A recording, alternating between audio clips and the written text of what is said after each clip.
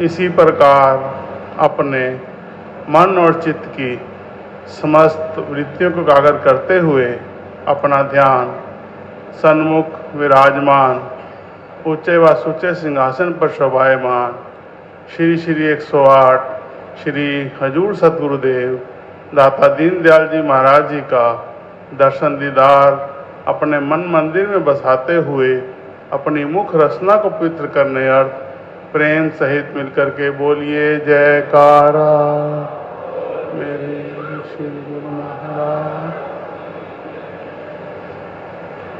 सौभाग्यशाली गुरुमुखों, आज संध्या काल की इस शुभ वेला में हम सब गुरुमुख जन परमपिता परमेश्वर स्वरूप श्री परमहंस दयाल महाराज जी के षष्ठम रूप के सुंदर दर्शन दीदार और उनका स्नेह भरा आशीर्वाद इस समय प्राप्त कर रहे हैं। इसके लिए आप सब गुरुमुखों को लाखों लाख बधाई हो।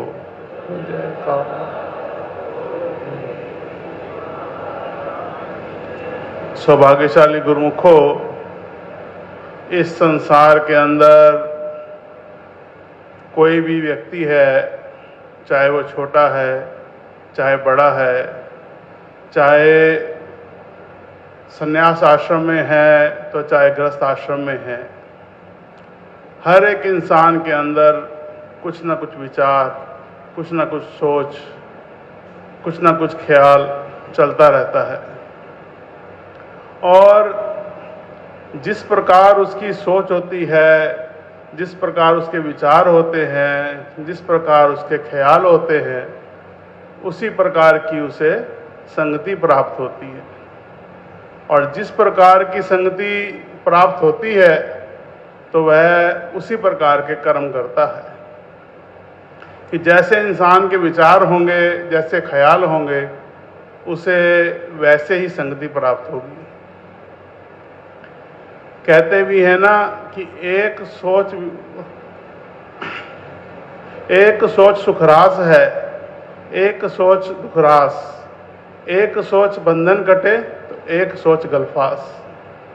कि इंसान की अगर आध्यात्मिक सोच है, भक्ति वाली सोच है, धार्मिक सोच है, तो वह इंसान हर समय खुशी और आनंद में रहता है। और अगर उसकी सोच मायावी है, दुनिया वाली है, तो वो हर समय दुखी व अशांत रहता है। और जैसी जैसी सोच होगी, अगर भक्ति और परमार्थ की, अध्यात्म की, भक्ति करने की, भक्ति प्राप्त करने की सोच होगी, तो उसके जो बंधन है वो कट जाते हैं। और अगर काल और माया वाली सोच होगी तो वो जो है, उसकी सोच जो है उसका फांसी का फंदा बन जाता है। ऐसे ही पूरा इतिहास, हमारे वेद शास्त्र ग्रंथ, कितनी मिसालें उसमें भरी हुई हैं इस बातों को लेकर। बाली और सुग्रीव दोनों सगे भाई थे, लेकिन बाली की सोच विचार जैसे थे तो उसे रावण की संगति प्राप्त हुई, तो उसका रिजल्ट भी आप सब जानते हैं। और सुग्रीव की सोच भक्ति वाली थी, अध्यात्म वाली थी, तो उसे प्रभु श्री रामचंद्र जी की मित्रता प्राप्त हुई।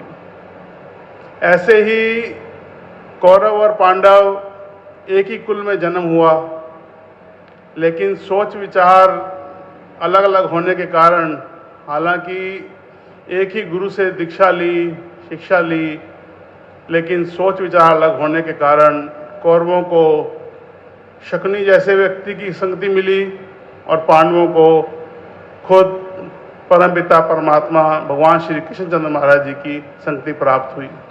और उनका रिजल्ट भी आप सब जानते हैं।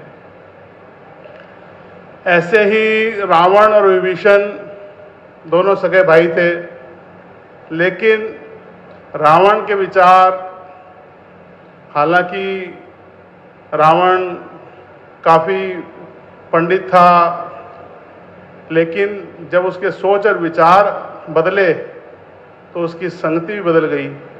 और विभीषण उसी का सगा भाई था, लेकिन उसके सोच विचार भक्ति वाले थे, प्रभु प्रेम वाले थे, तो उसे भी भगवान श्री रामचंद्र जी की मित्रता प्राप्त हुई और वो रिजल्ट भी आप सब जानते ही हैं। ऐसे ही इंसान संसार के अंदर जैसे जैसे विचार रखता है, जैसी जैसी सोच रखता है, उसे वैसी वैसी शक्ति प्राप्त होती है और उसके वैसे वैसे कर्म होते हैं। और कहा भी गया है कि जैसा कर्म करेगा बंदे फल भी वैसा पाएगा, बोएगा आग बबूल तो आम कहाँ से खाएगा। कि जैसे इंसान के कर्म होंगे वैसे वैसे ही उसे फल प्राप्त होगा। और अगर कोई कांटेदार झाड़ियों की खेती करे तो उसे आम का फल, आम नहीं मिल सकते, मीठे फल प्राप्त नहीं हो सकते। इसीलिए ही समय समय पर जब जब भी काल और माया का पसारा पसरा तो धर्म की रक्षा के लिए परमपिता परमेश्वर ने समय समय पर विभिन्न विभिन्न रूपों में इस धराधाम पर आकर अवतार लिया। और जो उच्च विचार के, भक्ति वाले विचार के, अध्यात्म विचारों के व्यक्ति थे, उनके लिए ऐसी रचना रचाई कि वो अपने जो उनका मंजिल है, जो उनका ख्याल है, उसको पूरा कर सकें। क्योंकि ये काल और माया का चक्कर और भक्ति का जैसे दिन और रात होते हैं, वैसे ही अगर दिन है तो इंसान को जागृति होती है, रात है तो उसका अपना असर है। और अगर उसकी संगति अच्छी है, उसके विचार अच्छे हैं, तो रात्रि भी जो उसके लिए अच्छी है कि वो रात्रि में उठ के भजन अभ्यास कर सकता है, भगवान को याद कर सकता है। लेकिन अगर उसके विचार दूषित हैं तो भी आप समझते हैं। तो हम सब गुरुमुखों के ऊपर कितनी रहमत और कृपा है कि जहां आज इस दुनिया के अंदर काल और माया का इतना पसारा पसरा हुआ है, जहां आज एक व्यक्ति दूसरे व्यक्ति को देख के खुश नहीं है, वहां हमें उसी परमपिता परमात्मा परमेश्वर का स्वरूप श्री परमहंस दयाल महाराज जी की रचना, जो ये श्री अनंतपुर धाम दरबार, जो त्रिलोकी में लसानी दरबार है, वहाँ की चरण प्राप्त हुई है। और उन्हीं के षष्ठम रूप श्री हजूर सतगुरुदेव महाराज जी का सानिध्य हमें प्राप्त हुआ है। और हम सब गुरुमुखों को सुख और शांति और भक्ति की दात देने के लिए ही हर समय श्री सतगुरुदेव महाराज जी हर एक गुरुमुख को ये वचन फरमाते हैं कि आप 24 घंटे के अंदर 2 घंटे भजन अवश्य करो। क्योंकि काल और माया का ऐसा पसारा है कि अगर हम सतगुरु के वचनों को मानकर चलेंगे तो ही इससे बच सकते हैं, वरना दुनिया में कोई भी ताकत नहीं है जो कि काल और माया से इस कलयुगी जीव को बचा सके। एक बार की बात है, हमारे आराध्य देव, जगत वंदनीय, दिलों के बादशाह श्री श्री 108 श्री पंचम पातशाही महाराज जी सर्दियों के दिन थे तो यहीं श्री अनंतपुर धाम में ऊपर कमरे से बाहर बरामदे में विराजमान थे और साथ में सेवादार बैठे हुए थे। तो उस समय क्या होता था कि त्यौहार के बाद या त्यौहार से पहले श्री सतगुरुदेव महाराज जी संबंधित सेवादारों को बुलाकर बिठाकर कुछ ना कुछ सत्संग उपदेश करते थे। तो एक बात की बात मुझे याद है कि श्री सतगुरुदेव महाराज जी ने वचन फरमाए कि माया जो है वो 2 प्रकार की होती है, एक होती है शुद्ध माया और एक होती है अशुद्ध माया। श्री सतगुरुदेव महाराज जी ने फरमाया कि अशुद्ध माया से तो जीव बच सकता है, क्योंकि नजर आता है कि ये माया है, ये काम नहीं करना है, ये माया वाला काम है, इससे हमारी भक्ति खराब हो जाएगी, तो इंसान जो है उससे बच जाता है। लेकिन शुद्ध माया ऐसी है कि जिससे बचना जो है बड़ा ही मुश्किल है। क्योंकि इंसान को लगता है कि मैं जो काम कर रहा हूँ सही कर रहा हूँ, भक्ति वाला कर रहा हूँ, लेकिन अगर श्री सद्गुरुदेव महाराज जी की आज्ञा नहीं है और उनकी मौज नहीं है, क्योंकि महापुरुष जानते हैं कि जीव का भला किस में है और किस में नहीं, तो वो किसी को वचन फरमाते हैं कि ये काम मत करो और किसी को फरमाते हैं काम कर लो। लेकिन इंसान जो है जब शुद्ध माया पड़ जाता है तो सोचता है कि ये काम तो मैं अच्छा ही कर रहा हूँ, ठीक ही कर रहा हूँ, श्री दरबार के लिए ही कर रहा हूँ। लेकिन वो शुद्ध माया ऐसी पड़ती है कि इंसान जो है माया की गफलत में आ ही जाता है। तो माया से कैसे बच सकता है कि माया बुलावे सब जग बुलिया, विसरिया कर तारा, माया तज भक्ति चित लावे, ते विरला गुरमुख प्यारा। कि माया से केवल वक़्त के महापुरुष ही जीव को बचा सकते हैं।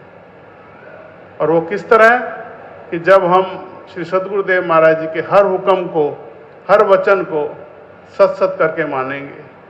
उसमें अपनी चलाने की ज़रूरत नहीं होती। नज़र भी आए कि ये बात जो है हमें मतलब होता ही है, जब श्री सद्गुरुदेव महाराज जी वचन फरमाते हैं तो मन जो है कोई ना कोई शैतानी ऐसी कर जाता है कि इंसान सोचता है कि मैं तो सही काम कर रहा हूँ, लेकिन अगर उनकी आज्ञा नहीं है, उनकी मौज नहीं है, तो इंसान को कर्म जो है वो कार्य कतई नहीं करना चाहिए।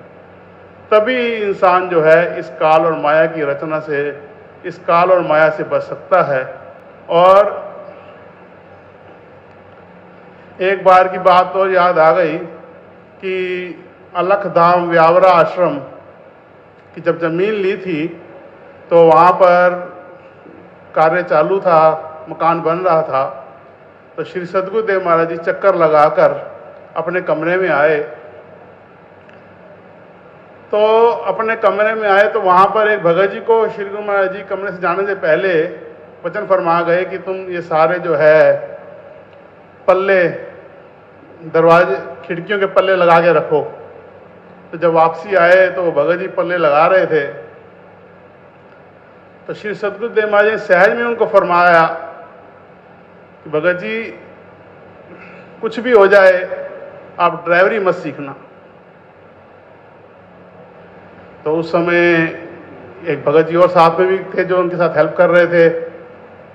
तो वो भगत जी को वचन फरमाए कि तुम वक़्त अनुसार ड्राइवरी कर लेना, लेकिन उनके लिए खास हिदायत दी कि तुम ड्राइवरी मत करना। लेकिन काल और माया का चक्कर जब पड़ता है तो कुछ ऐसा कारण बना कि एक बार कोई इमरजेंसी हुई तो उनको ख्याल आया कि अगर मुझे ड्राइवरी आई होती, सीखी होती मैंने, तो मैं आज ये काम कर पाता। तो उन्होंने अपना ध्यान जो है ड्राइवरी में लगाया। तो जो ही उन्होंने, अब हालांकि उनका विचार तो ये था कि श्री दरबार की सेवा के लिए ही सीख रहे थे, लेकिन जैसे ही उन्होंने ये शुद्ध माया पढ़ी और उसके बाद वो श्री सद्गुरुदेव महाराज जी के चरणों से दूर हो गए। तो हर समय हर वक़्त श्री सद्गुरुदेव महाराज जी की नज़र हम सेवकों पर हर समय होती है। कोई ये ना सोचे कि उनकी नज़र इस सेवक पर है, इस सेवक पर नहीं है। उनकी जो नज़र इनायत है हम सेवकों पर हर समय होती है। लेकिन जो हुक्म उनका हमारे लिए होता है, जो आज्ञा होती है, उसमें कोई ना कोई राज होता है, कोई ना कोई गुप्त भेद छुपा होता है। और वो भेद यही होता है कि उन्होंने हम सब गुरुमुखों की भक्ति को बचाना है, कायम रखना है और हम सब गुरुमुखों को उस मंजिल तक पहुंचाना है जो उनकी निज मौज है। तो हम सेवकों का धर्म है कि श्री सद्गुरुदेव महाराज जी की जो आज्ञा और हुक्म समय समय पर, अगर आज हुक्म है ऐसा करो तो जी स्वामी जी, आज हुक्म है ऐसा मत करो तो जी स्वामी। अगर ये चीज़ इंसान दिल से समर्पण भाव होकर अपने अंदर रख ले तो उससे काल और माया तो छू भी नहीं सकती। तो हम सब गुरुमुखों का क्या फर्ज बन जाता है कि जैसे हम इस समय श्री सद्गुरुदेव महाराज जी के दर्शन दीदार कर रहे हैं, यही दर्शन दीदार हमारे घट में बसे। और वो किस तरह होगा कि जब हम श्री सद्गुरुदेव महाराज जी की आज्ञा और मौज को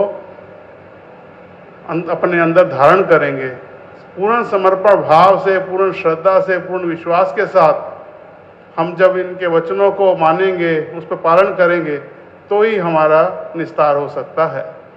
तो श्री सद्गुरुदेव महाराज जी हमें क्या वचन फरमाते हैं कि दरबार के 5 नियमों की पालना करो और नित्य प्रति जो है श्रद्धा भाव से 2 घंटे भजन 24 घंटे में जरूर करो।